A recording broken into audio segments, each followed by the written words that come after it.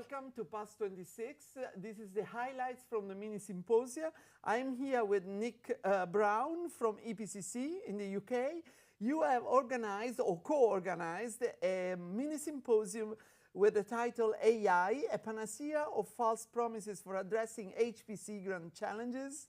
So, I mean, your title is quite, can be understood. But nevertheless, I would like to ask you, what are the needs that you are trying to address by organizing this mini symposium?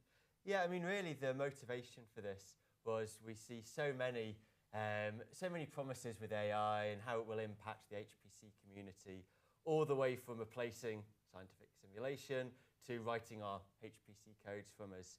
So it was sort of peeling back the layers and really trying to understand where the hype stops and the reality starts, not only today, but also going into next year, the next 5 years, and actually what we as the HPC community need to do to be ready for it. But don't you think that AI simply, I mean, it's not something different from HPC, it's just a different development of HPC. Absolutely, and it's very much augmented rather than replacement, and that's really how we drove the mini symposium.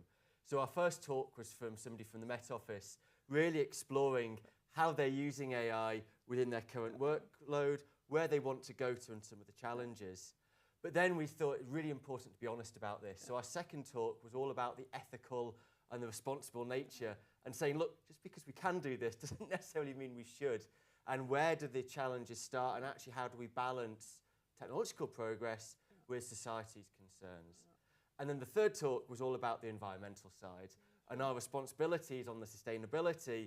And again, saying, look, this can drive a lot of energy usage. How on earth do we balance this and how do we measure this and standardize that across the community? Yeah, actually, you basically mentioned most of the challenges. We also heard yesterday in the interdisciplinary dialogue a lot about the ethics and how it's no longer AI we shouldn't dismiss AI by just claiming that it is a tool, because it is really transforming our society, so we need to pay attention.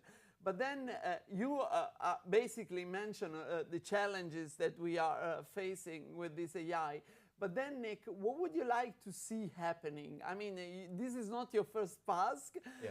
But what would you like to see it happening in the next months, maybe until the next PASC conference?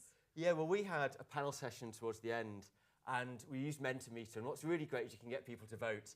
And what was really interesting is we got about 75% agreed AI will potentially replace scientific simulation in the next 5 years. Pretty much everybody strongly agreed that technological progress is going to really drive ahead of ethical. Yeah. But also pretty much everybody agreed we in HPC are behind. And we are accepting what's given to us rather than driving the roadmap. Yeah. And for me, I think that's what we really need to grab hold of. Because if we can really drive this and make sure it suits us, then I think a lot of the other challenges sort of fall into place.